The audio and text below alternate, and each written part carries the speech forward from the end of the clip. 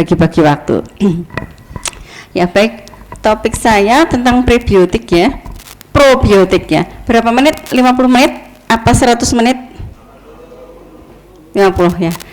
Baik, agar kita dapat pahala yang banyak ya, mumpung Ramadan pahalanya berlipat ganda, bisa tak terhingga. Mari kita awali, kita niatkan ibadah dengan baca basmalah ya. Bismillahirrahmanirrahim. Lanjut doa belajar. Raditu billahi robba wa bil islami dina wa bi muhammadin nabiyya wa rasula rabbi zidni ilma warzuqni fahma, amin ya. Sebelum masuk ke materi, saya pengantar dulu ya tentang Ramadan ya. Di dalam salah satu hadis disebutkan tidurnya orang puasa dihitung ibadah ya. Artinya jangan dilihat aku mah ibadah ya turu terus, kuliah ya turu merem ya, terus alasannya ibadah, bukan seperti itu. Tidur sesuatu yang tidak produktif, nggak ngapa-ngapain saja, Allah berikan penghargaan, dicatat sebagai ibadah karena dia puasa. Jadi poinnya di puasanya, bukan di tidurnya, gitu ya.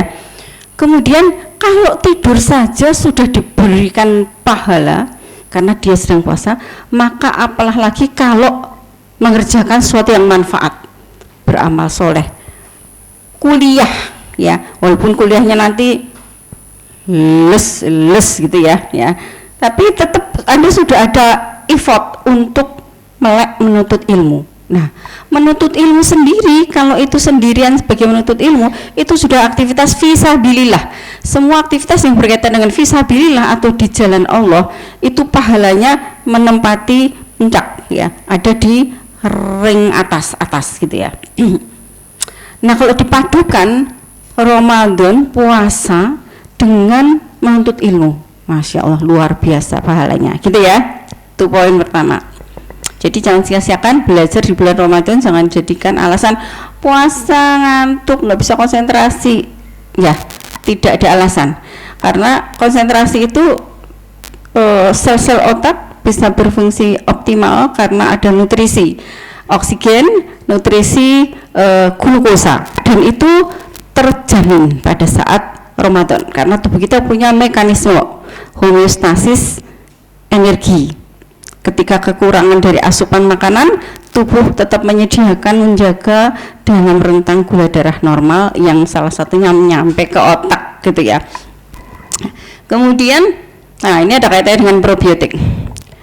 Sesungguhnya bau mulut orang yang berpuasa di sisi Allah lebih harum dari wangi-wangian surga yang namanya kasturi. Nah, nanti anda ada yang sudah umroh, sudah haji barangkali ya. Nah, di sana kalau masuk ke toko-toko parfum gitu ya, cari kasturi atau cari misik ya, bikin ya kalau enggak selera wangi yang ini ya keliang-keliang ya, tapi itu konon wangi yang paling enak ya. Poinnya di sini, orang yang berpuasa di mana kondisi mulut tidak difungsikan, maka di situ akan terjadi pertumbuhan probiotik ya, pertumbuhan mikrobiota yang lebih besar.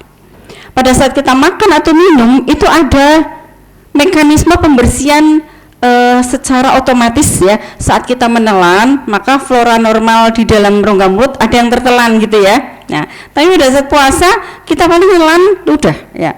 Tapi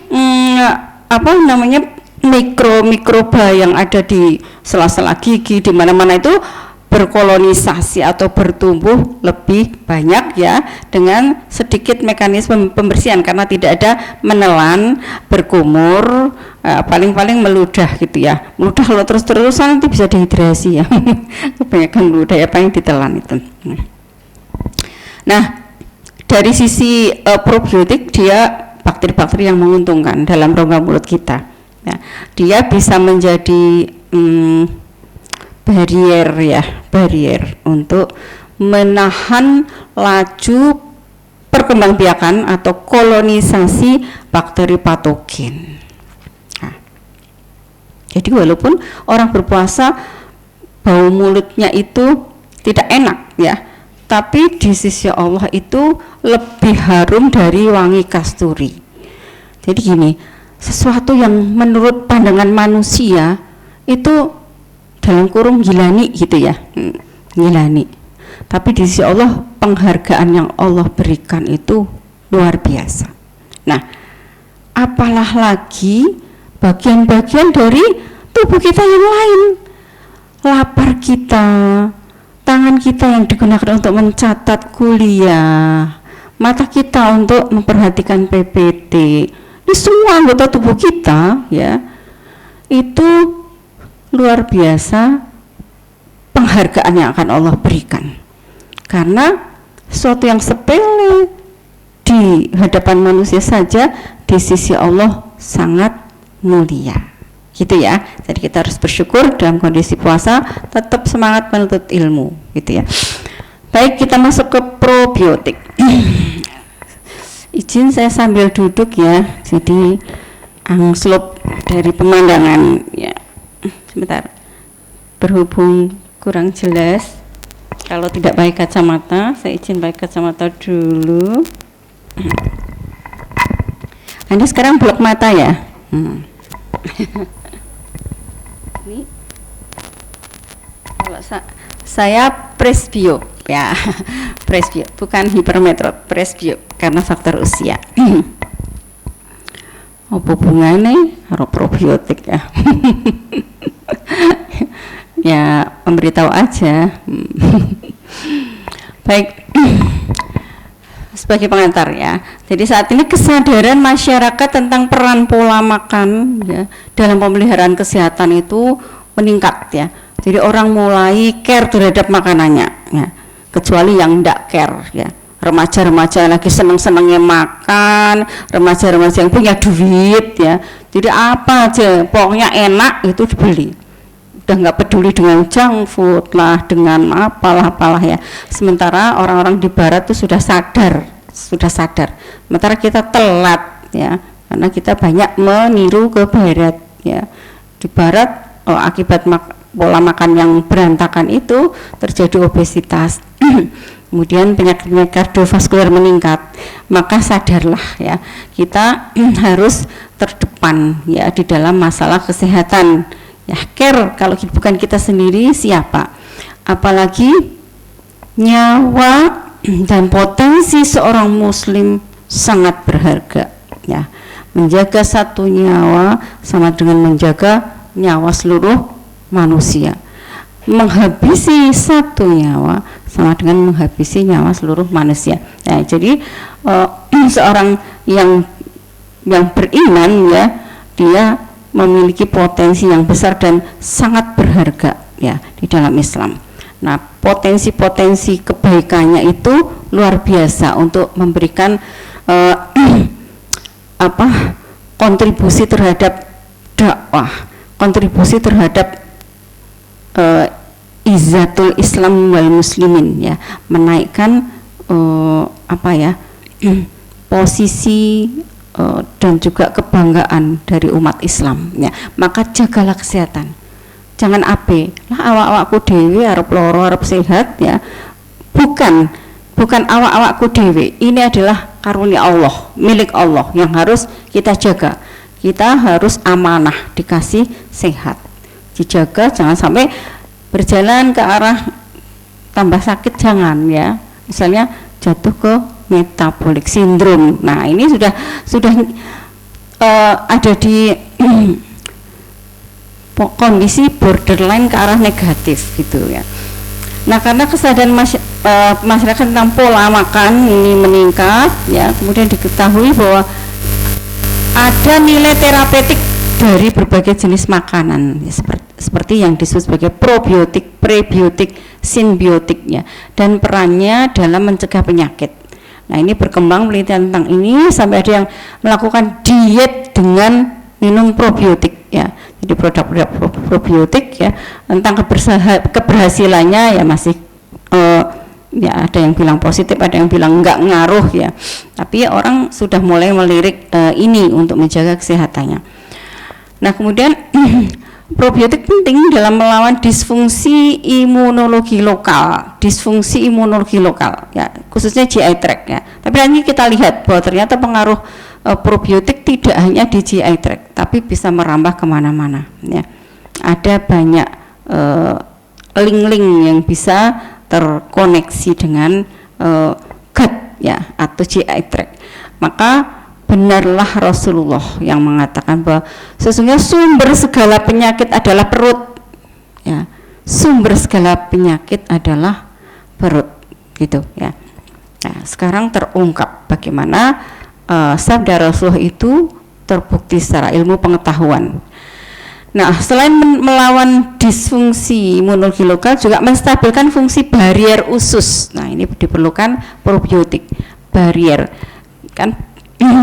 Di kuliah imunologi dulu ya, ada barier fisik, barier kimiawi gitu ya. Nah, salah satunya ini barier biologis ya, bakteri baik ya, atau mikrobiota yang merupakan flora normal untuk mencegah infeksi mikroorganisme patogen dan untuk mempengaruhi metabolisme ya. Jadi pengaruhnya sampai seperti ini. Kemudian mikrobiota GI tract manusia ini peran pentingnya dalam absorpsi nutrisi yang efisien ya, sehingga kesehatan kita terjaga. Absorpsi nutrisi yang efisien ketika nutrisi yang kita makan dari bentuk yang kompleks itu disederhanakan. Selain oleh enzim ya di dalam tubuh kita, itu ada proses fermentasi bakteri yang menghasilkan molekul-molekul sederhana. Bahkan bakteri juga memproduksi beberapa vitamin ya. Kayak misalnya kedelai itu berat untuk dicerna, tapi ketika dia menjadi tempe sudah terfermentasi oleh jamur ya. Nah, ini mudah dicerna ya. Sampai kalau kita kenal ada susu kedelai gitu ya. Ini ada di UGM ada susu tempe dan lebih baik ya. Dan sudah digunakan juga untuk terapi diare pada anak ya, susu tempe karena memberikan kontribusi flora normal yang baik. Nah, proses fermentasi oleh bakteri usus akan memetabolisme berbagai substrat nutrisi menjadi produk akhir seperti asam organik, vitamin, asam lemak rantai pendek. Nah, ini semua mudah diabsorpsi dan dimetabolisme oleh tubuh. Ini baru pengantar ya, poin-poin besarnya. Sehingga perlu keseimbangan optimal antara mikroflora usus dengan inang, yaitu kita sendiri dalam hal ini epithel di GI tract ya. Nah, tentunya agar mikroflora ini terjaga, nah ini tergantung pada kemauan kita di dalam memberikan asupan yang bermanfaat, yang tidak sembarangan. Nah, pada keadaan tertentu misalnya pola makan tinggi karbo ya, kemudian tinggi lemak, rendah serat ya, nggak suka sayur. Nah, ini pola makan yang salah. Kemudian pengobatan dengan antibiotik ya, sehingga akan mematikan flora normal ya. Kemudian stres ya, kondisi stres, usia ya. Nah, tentunya usia seanda ini ya, usia produktif, kondisi tubuh paling optimal ya, sangat luas ya, akomodatif ya, mudah menyesuaikan adanya gangguan dari luar. Kalau sudah usia menua ya, lansia atau usia masih balita, ini masih berproses.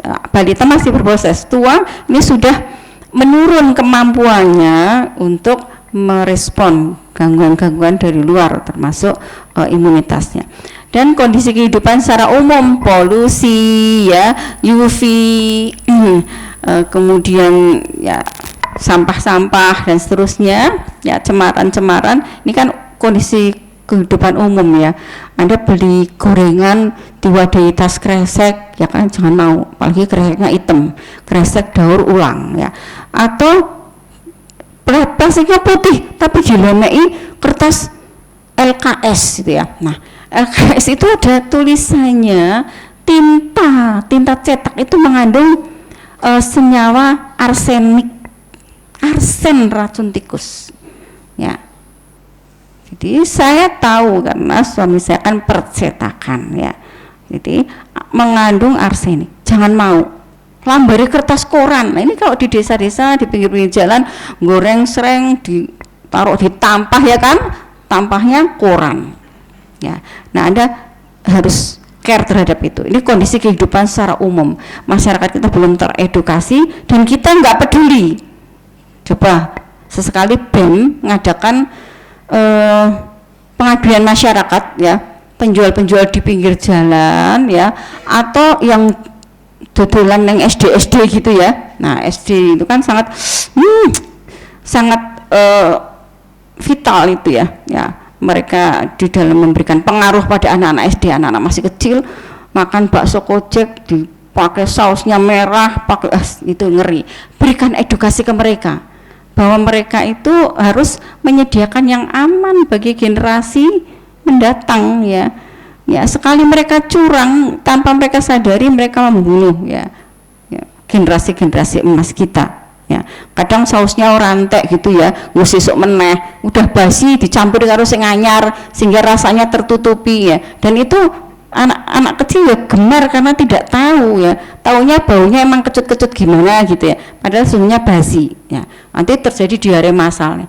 Coba ya BEM ya sesekali mengadakan pengaduan masyarakat seperti itu ya. Jadi ini keadaan tertentu ini ya yang abnormal nih menyebabkan keseimbangan berubah, keseimbangan koloni mikrobiota dalam tubuh berubah sehingga terjadi kolonisasi spesies patogen.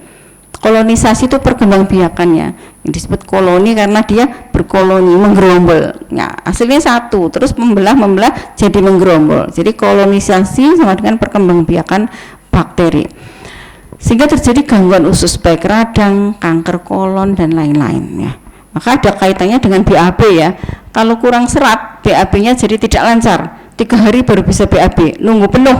Karena penuh ini akan merangsang peregangan ya. Plexus di situ baru terstimulasi, baru terkontraksi untuk mengeluarkan BAB. Tapi kalau Anda makan tinggi serat ya, sayur, buah beserta ampasnya, bukan jus buah disaring, bukan. Di blender ya. Bukan juicer ya. Ya, kalau juicer diambil airnya doang ya. Nah, tidak disaring. Nah, ini akan memberikan ampas yang banyak, minimal ya. Anda dapat serat gizi yang akan menahan mikroorganisme bisa berkembang biak ya, mikro yang baik ya, sehingga mikroorganisme yang buruk, yang jelek, yang negatif ini tertekan pertumbuhannya ya. Nah, kan kanker kolon ada kaitannya dengan pola BAB ya kan. Kemudian mengetahui tentang mikroflora usus dan interaksinya bisa membantu strategi diet ya untuk mempertahankan mikrobiota GI tract yang normal. Bagaimana sih diet yang baik? Nah, Anda sebagai mahasiswa kedokteran harus tahu minimal untuk kebaikan Anda.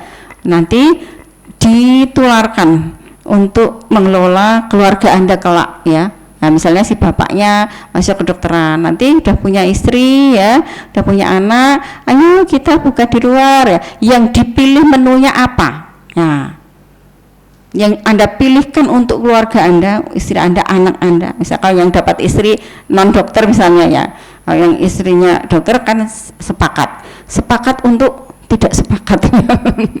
Ini seleranya ini, selera ini ya, anaknya yang bingung ya.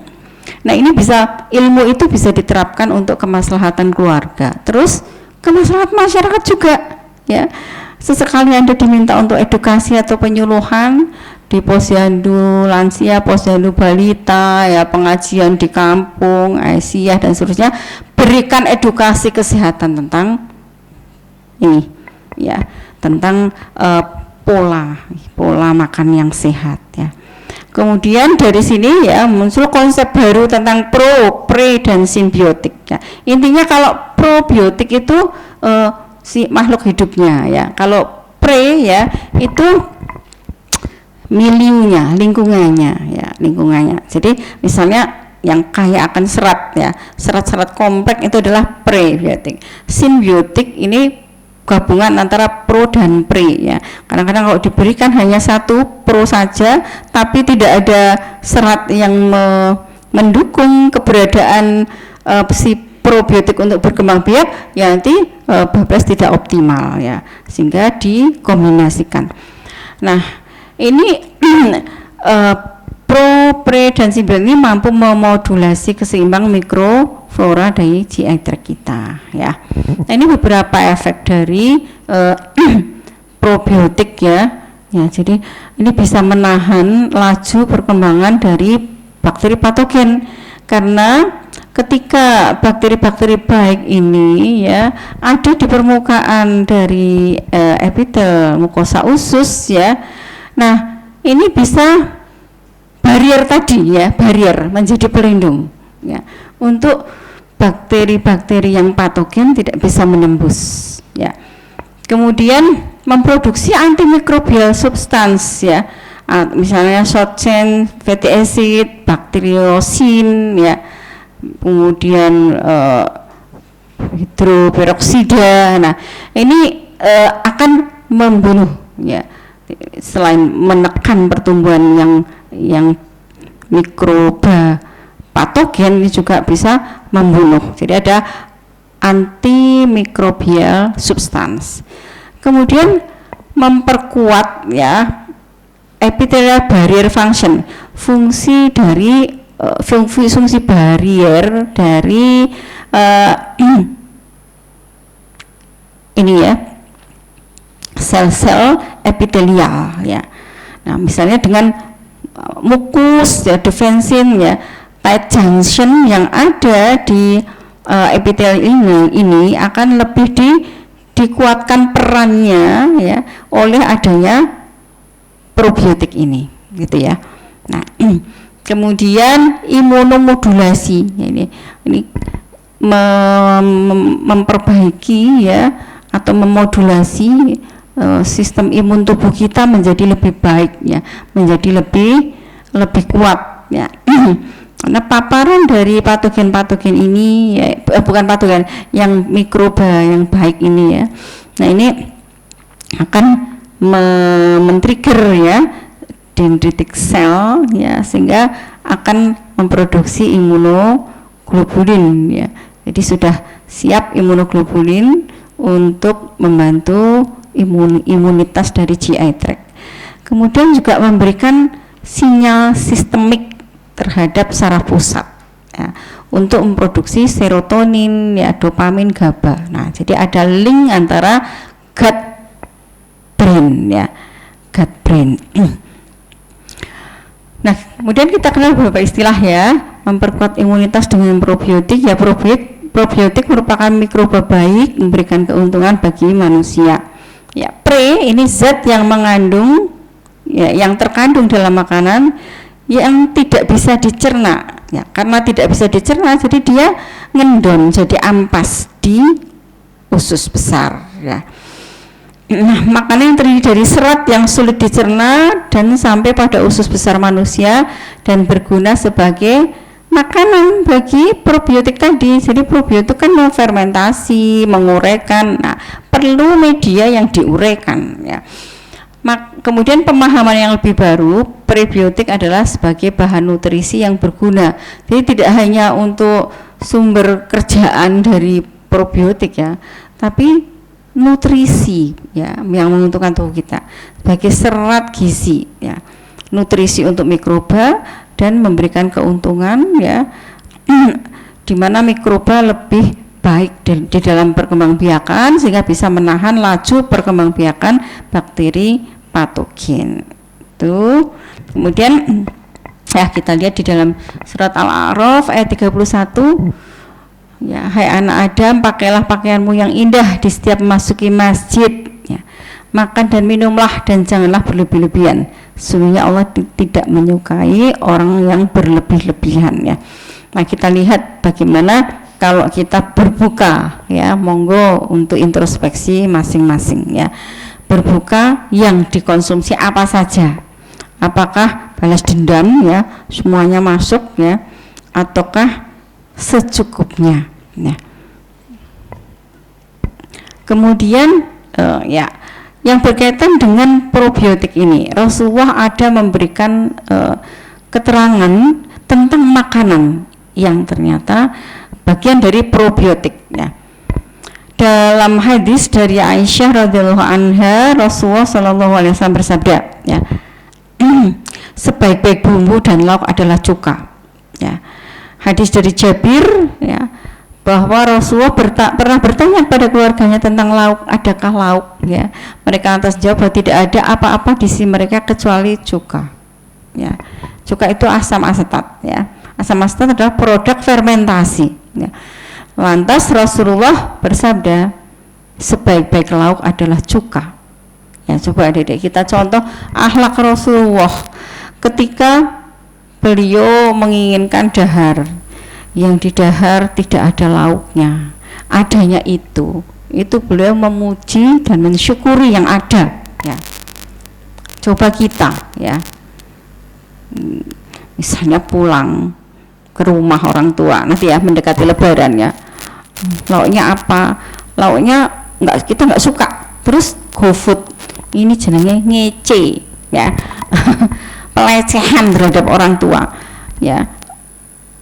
Ibu Anda sudah susah payah memikirkan menunya apa ya, senangannya anakku apa, ternyata anakku sudah bergeser menunya setelah kuliah ya. Kuliah lekat dengan GoFood, makanan yang disukainya adalah makanan junk food gitu ya, sehingga di rumah dimasaknya do iki ndek men senanganmu bubur bayam mencep ya, tempe kemul mencep ya.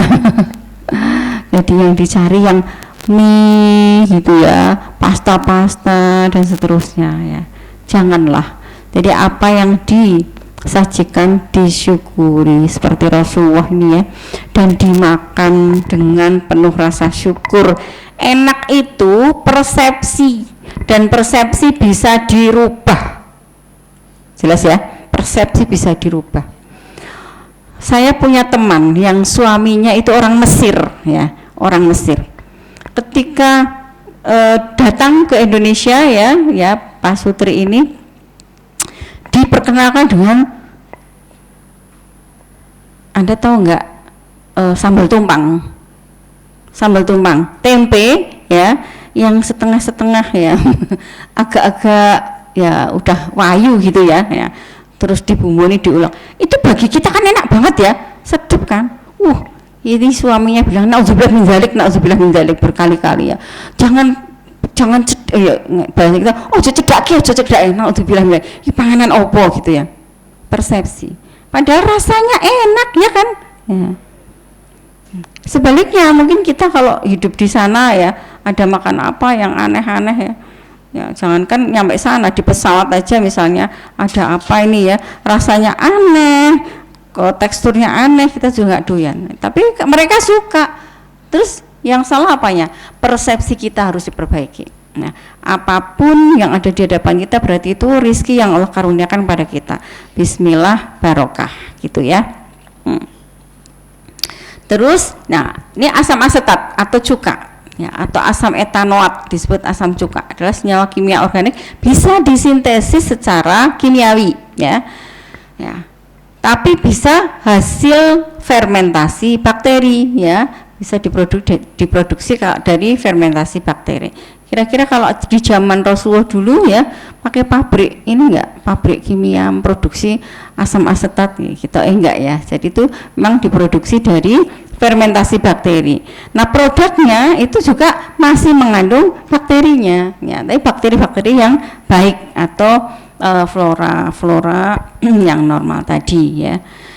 Kemudian ini Acetobacter ini adalah sebuah genus dari bakteri penghasil asam asetat yang ditandai dengan kemampuannya mengubah etanol menjadi asam cuka. Jadi asam asetat ini produk lanjutan. Jadi misalkan kita bikin tape ya, tape itu tape ketan misalnya, dari polisakarida kemudian difermentasi oleh bakteri, oleh jamur ya dalam ini, menjadi glukosa, manis menjadi glukosa. Setelah menjadi glukosa, proses fermentasi berlanjut itu akan menghasilkan produk alkohol. Nah, kalau fermentasi berlanjut lagi, si alkohol diubah menjadi asam asetat atau cuka. Kemudian di dalam surat Ar-Rahman ya, Allah yang Maha Pemurah telah mengajarkan Al-Qur'an ya. Ar-Rahman 'allamal Qur'an, khalaqal insan 'allamahul bayan, asy-syamsu wal qamaru bi husban ya, wan najmu wasyajaru yasjudan, tumbuhan dan pohonan kemudian tunduk bersujud pada Allah ya. Kemudian dia telah meninggikan langit dan dia meletakkan neraca keadilan supaya kamu jangan melampaui batas tentang neraca itu, tegakkan ini ya. Janganlah kamu mengurangi neraca. Allah telah meratakan bumi untuk makhluknya. Nah ini di bumi itu ada buah-buahan dan pohon kurma yang punya kelopak mayang dan biji-bijian yang berkulit dan bunga-bunga yang harum baunya.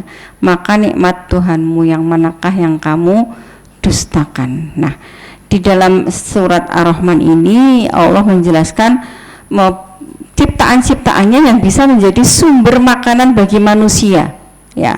Tentunya tidak semuanya dimakan ya kan ya, dipilih yang baik-baik ya. Kalau ada tumbuh-tumbuhan, pohon-pohonan ya, kemudian berbuah, kita ambil buahnya. Kemudian kalau biji-bijian yang berkulit dan juga ada bunga yang bisa memberikan aroma ya, misalnya melati untuk campuran teh gitu ya. Itu semua karunia Allah ya, yang memberikan manfaat bagi manusia ya. Tapi saya ingin cerita, kemarin di Gaza pada waktu awal puasa ada sharing video ya, bahwa di sana kan kemarin musim dingin ya, kalau ini sudah beranjak agak hangat ya, sudah spring. Nah pada waktu awal Ramadan itu saking tidak ada yang dimakan kan, di boikot ya dan diblokade. Bahkan sumber-sumber makanan bantuan dari luar negeri yang masuk ke Gaza itu dimusnahkan oleh Yahudi laknatullah. Akibatnya banyak yang kelaparan ya. Yang ditemukan apa? Pohon yang bisa tahan di cuaca panas di sana itu apa? Kaktus, adik-adik. Bayangkan, kaktus dimakan karena tidak ada lagi yang bisa mengganjal perut. Tapi masya Allah, kaktus yang bagi kita mungkin bisa bikin diare, getahnya atau apa-apa ya, Allah mengubah itu semua, dimakan tidak apa-apa, bisa mengganjal perut mereka. Walaupun secara gizi, nilai gizi dan kandungan-kandungan wis sembuh, tapi Allah yang menjaga mereka. Sampai anak-anak mereka yang balita itu juga dikasih kaktus, pohon kaktus ya, bukan buahnya. Oh di sini buah kaktus itu buah naga, kita dapat enaknya. Mereka di sana seperti itu ya. Jadi bersyukurlah kita ya. Saya baca itu langsung berbes mili ya. Terus cari-cari rekeningnya yang bisa untuk lewat donasi berapa sih ya. Nah, kepedulian kita terhadap saudara kita seiman itu menunjukkan iman kita. Walaupun seberapapun ya. Maka Anda minimal kirimkan doa-doa terbaik untuk mereka. Kalau ada kelebihan rezeki atau sangu, kirimkan ya. Orang kita 100.000, 150.000 untuk membantu mereka. Ada juga donasi gandum. 1 kilo gandum 35.000 ya. Dan 35.000 itu bisa untuk bikin roti. Misalkan roti tampah ya. Roti tampah untuk banyak keluarga. Sementara kita 35.000 dapat apa? Di sini sekali makan padang ya, atau yang all you can eat ya, lebih dari 100.000 hanya untuk seorang diri. Sementara ada saudara kita di sana ya yang kondisinya memprihatinkan. Nah ini untuk perbandingan. Jadi jangan kufur nikmat adik-adik, apa yang ada disyukuri, dimakan ya. Ada kelebihan kita donasi atau infak ya. Mengapa kita perlu modal imunitas ya? Ya, karena penderita imun lemah ya, ini berisiko untuk terjadi. Nah ini kemarin waktu kondisi pandemi ya, ini salah satu yang juga menjadi pembahasan hangat adalah probiotik ya, karena bisa memodulasi imunitas, memperkuat imunitas. Nah sekarang pandemi sudah berlalu ya, tapi mungkin varian apa ya istilahnya, mutannya masih ada walaupun tidak separah yang pertama kali dulu gitu ya. Jadi mungkin ini masih ada bahasan yang terkait dengan COVID ya 19 ya. Nah, penderita penyakit kronis mempunyai imunitas yang lemah sehingga mudah terjadi COVID yang berat ya dan fatal. Tubuh yang sehat dan bugar, produktivitas amal akan meningkat ya, ibadah sempurna, sholat bisa dilaksanakan dengan gerakan yang sempurna. Coba kalau sakit cuma berbaring atau sambil duduk, buat sujud mumet, cokot-cokot ya, jadi tidak maksimal juga ibadah. Tidak bisa puasa karena demam. Ini lagi musim juga ini ya. Tetangga saya beberapa itu demam, nyeri tenggorokan ya, muntah-muntah ya. Jadi sehat ini kita gunakan untuk aktivitas yang bermanfaat ya. Nah, terus ini kelihatan enggak ya?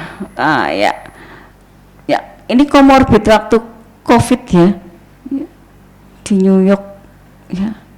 Kematiannya kebanyakan karena komorbid hipertensi 55%, diabetes, hiperlipidemi, coronary artery disease, renal disease ya. Jadi penyakit-penyakit ini ya. Ya. Ini penyakit-penyakit ini akar masalahnya apa sih? Apa iya Allah takdir, Allah mentakdirkan satu penyakit ini? Ya, kalau seperti itu ya kesannya kok Allah kok nggak sayang sama hambanya ya. Hipertensi, diabetes itu bisa ditelusur ya enggak, kan kita juga mempelajari ya. Mana penyakit-penyakit yang ada kaitannya dengan genetik ya. Secara genetik ada locus minorisnya. Ketika kita tahu di pedigree pohon keluarga ada nenek kita, mbah kita yang meninggal karena DM, meninggal karena serangan jantung, ya kitanya harus care ya, harus berpikir dan kemudian menerapkan pola hidup sehat ya. Jangan malah abai ya, wala tulqu bi aidikum ila tahlukah ya. Janganlah kamu menceburkan diri dalam kebinasaan. Sudah tahu jalur diabetes dari ayah maupun dari ibu, sana ke pucuk-pucuk diabetesnya ada semua. Hobinya minum manis ya. Saya juga ada itu saudara. Kalau buka puasa itu pakai gelas yang gembreng itu kan ada yang gede banget ya. Itu es teh gulanya hampir separuh sendiri ya. Es teh manis gitu ya.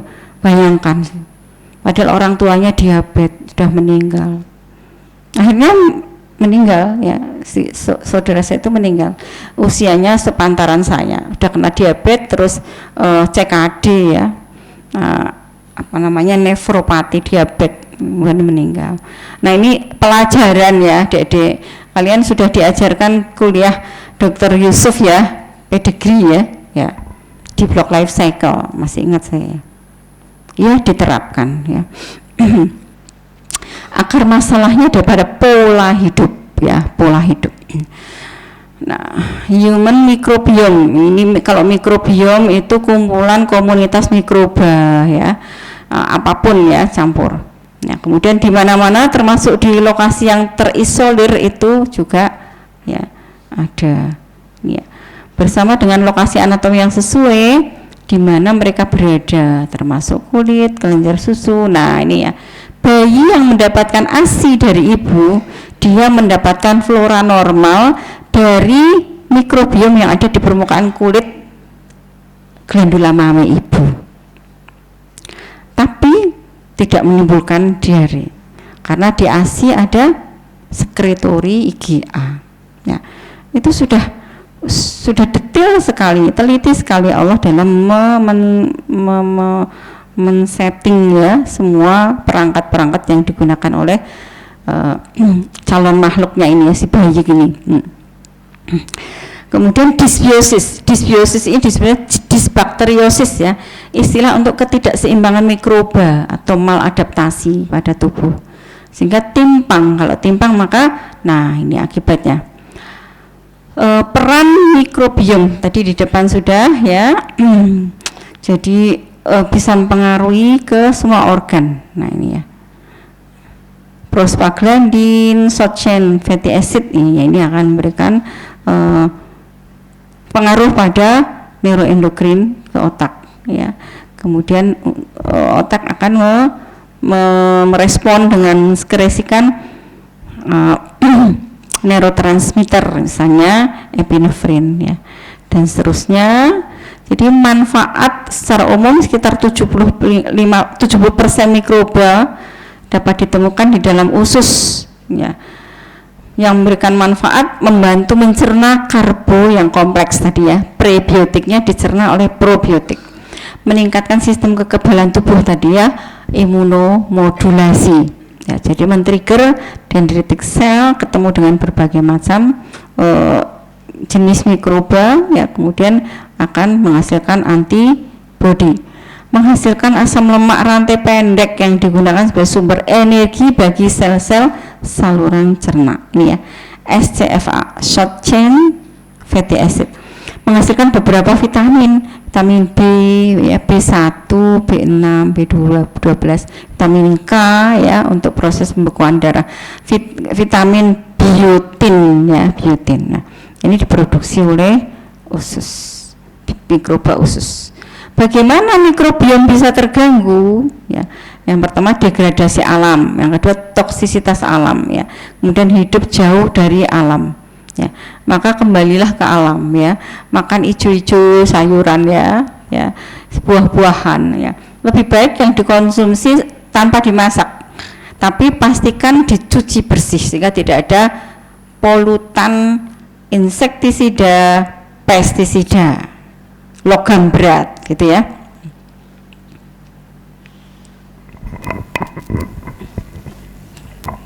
Kok ada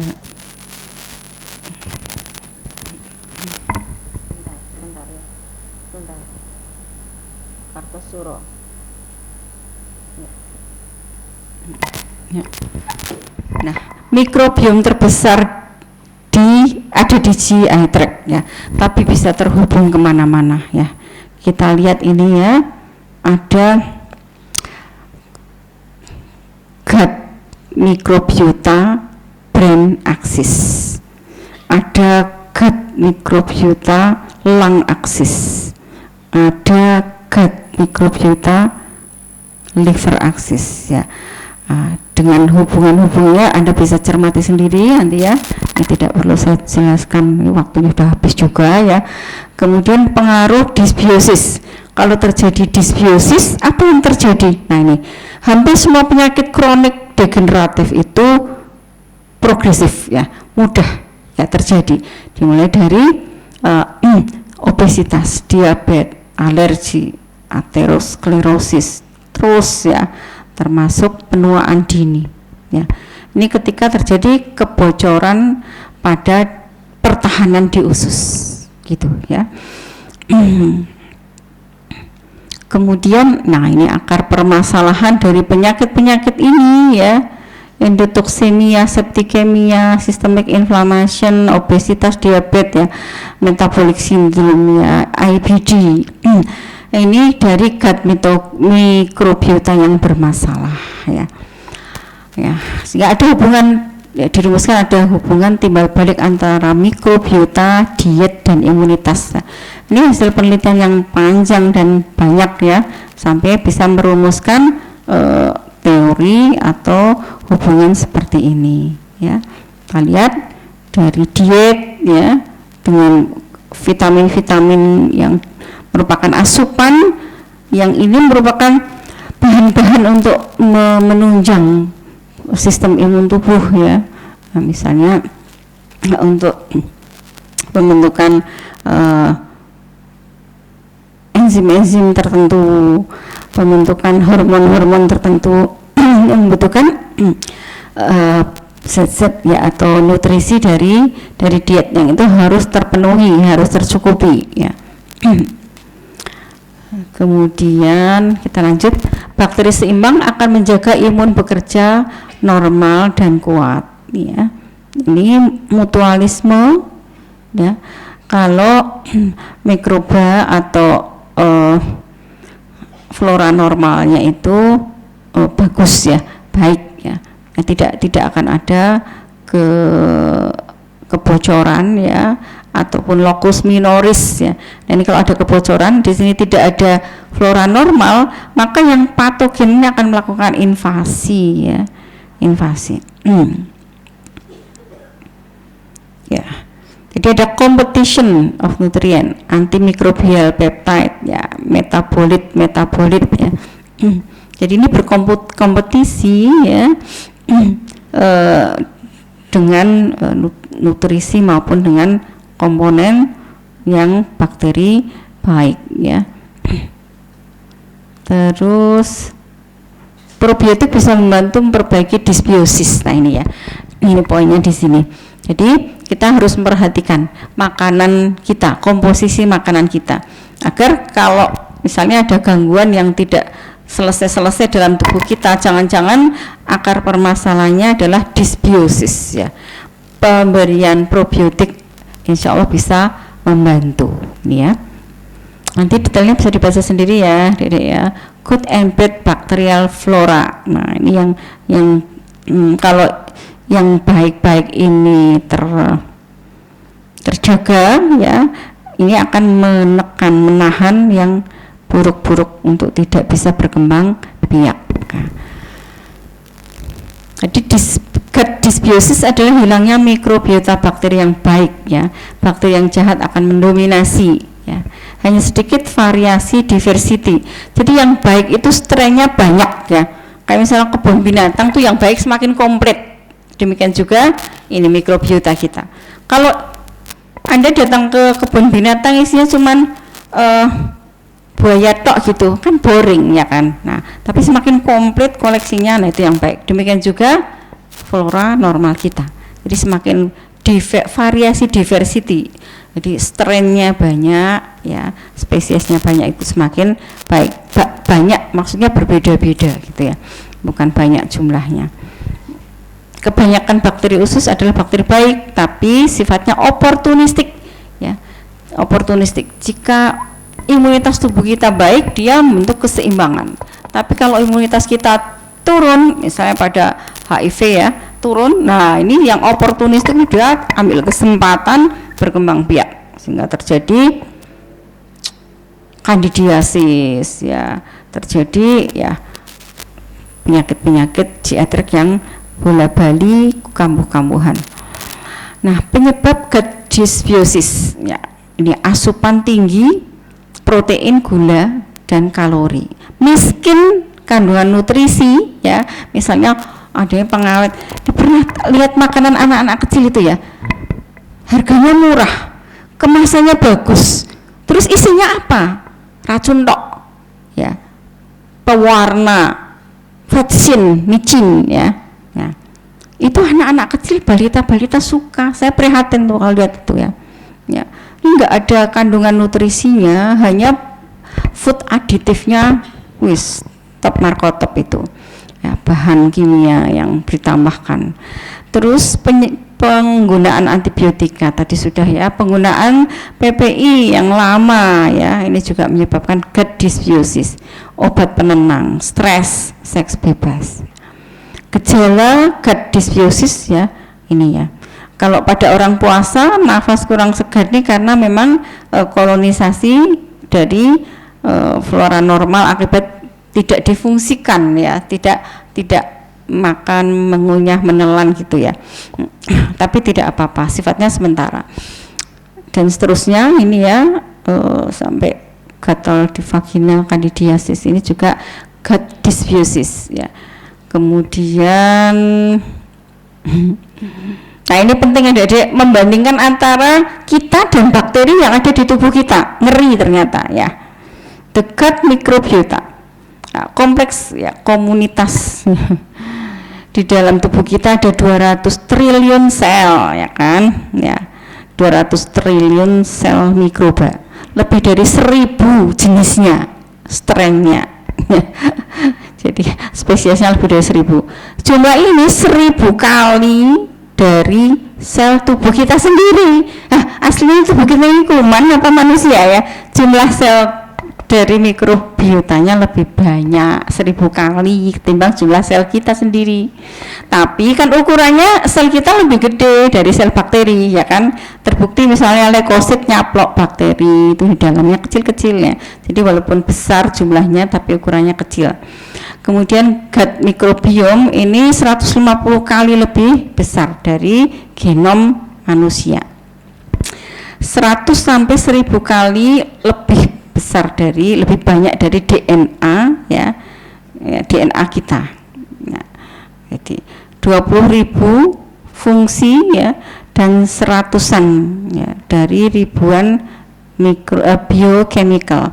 Jadi menghasilkan biochemical yang juga banyak sekali jenisnya maupun fungsinya ya. Nih kalau dibandingkan ya, manusia itu gen untuk bikin hormon, enzim itu ada 23.000. Nah si mikroba yang hidup di dalam tubuh kita itu 4,5 juta. Ngeri ya. Dan ini mikrobiota ini juga ditemukan ya, walaupun pada zona-zona yang steril seperti di paru-paru atau di uterus ya. Itu terus bagaimana cara meningkatkan sistem imun ya, atasi gut dysbiosis, naikkan jumlah variasi diversity. Jadi lawannya dari tadi yang menyebabkan olahraga 10.000 langkah. Kalau satu langkah itu setengah meter ya, ini 5 kilo ya, 5 kilo. Mubeng manahan yang lingkaran dalam itu 800 ya, kalau 5 kilo itu ya peng 6 peng 7 gitu ya, ya lumayan ya. Tidur cukup, nah saya kira bisa dibaca ini. Ya, nah, ini tentang probiotik, syarat probiotik yang baik ini ya bisa dibaca sendiri, stabil secara genetik jadi nggak mudah mutasi. Nanti mutasi jadi patogen kan berapi ya, waktu generasinya singkat ya, jadi mudah. Kalau misalnya dihilang itu mudah untuk ditumbuhkan kembali, non toksik, non patogenik dan seterusnya. Kemudian klasifikasi, nah ini ada lactobacillus ya, ada lactococcus. Nah ya ini resistensi terhadap antibiotik ini tidak resisten, jadi masih mudah dibunuh ya. Artinya kalau konsumsi antibiotik untuk tipoidnya misalnya ini ikut mati gitu ya. Nah itu klasifikasi probiotik. Terus mekanisme aksi dari probiotik ya ada banyak nih, bisa dibaca sendiri.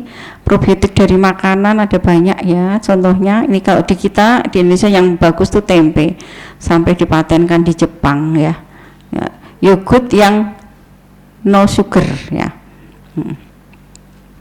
Kemudian suplementasi probiotik ya, ada yang single strand, ada yang, nah semakin banyak kan semakin baik ya, jadi pilih yang ini ya, multi atau polystrand gitu ya. Nah kalau ada pernah dengar kefir ya, yogurt dengan kefir itu beda. Kefir itu lebih banyak jumlah strandnya, nah, banyak banget. Kalau yogurt itu sudah terseleksi ya, hanya lactobacillus apa-apa gitu ya, KCI ya, yang tertentu. Tapi kalau yang kefir, maka kefir itu lebih kecut ya. Probiotik, komposisi probiotik ya, ini biasanya tadi bakteri laktat ya, kemudian strep ya, dan bifidobakteria. Jenis yang lactobacillusnya ini ada banyak ya, spesiesnya. Strepnya ini ya, bifidobakteria ini termasuk Saccharomyces boulardii.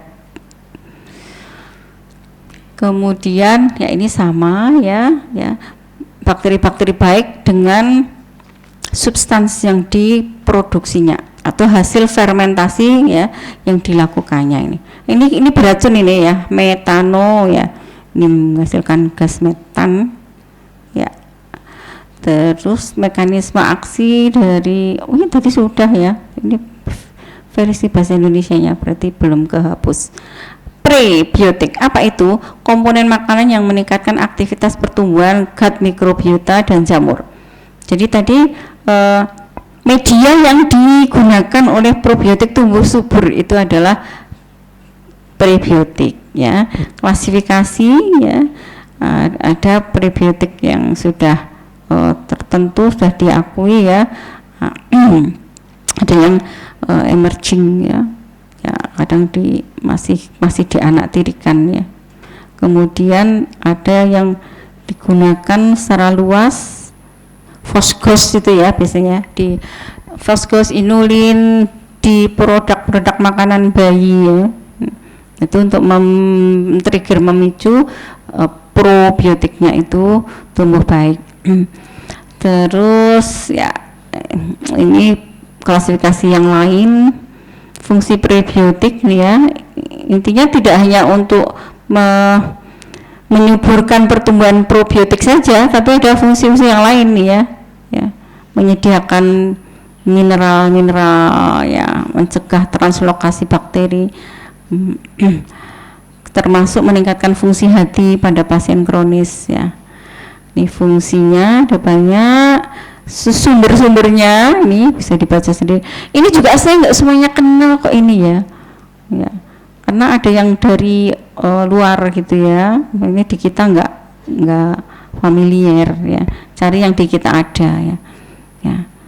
Saya punya temen itu sampai saking senengnya tempe, di Facebook tuh dia namanya tuh Rudi Demen Tempe gitu ya.